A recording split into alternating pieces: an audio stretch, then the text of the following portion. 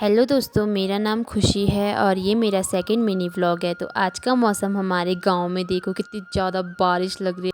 तो अभी मम्मी और दादी घास लेकर घर आ गए हैं और इतनी बारिश में आ रहे हैं, इतना भीग कर मैंने रखी मम्मी और के लिए चाय गर्मा गर्म। तो यहाँ पर दादी और ने इतनी बारिश में गाय बाहर निकाली हुई है और बच्ची को नहीं निकाला। और ये हमारा गौशाला है। यहाँ देखो कितना ज़्यादा कीचड़ हो रखा है, फिर भी गाय बाहर है यार। दादी और मम्मी के नाश्ता करने के बाद मैंने किचन की पूरी सफाई कर दी थी और किचन के साथ साथ पूरे घर की भी पूरी सफाई करने के बाद मैं गई अपने दोस्तों से मिलने और कुछ कारण था उसका भी मिलने का। तो बहुत ज़्यादा बारिश में आए थे यार हम मिलने भी।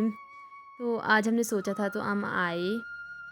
तो जब मैं घर आई ना तो ऐसे लग ही नहीं रहा था कि बारिश लगी होगी दिन में। तो घर आकर मैंने रस और चाय पी और फिर दादी ने काटी सब्जी। तो आज की मिनी ब्लॉग के लिए बस इतना ही।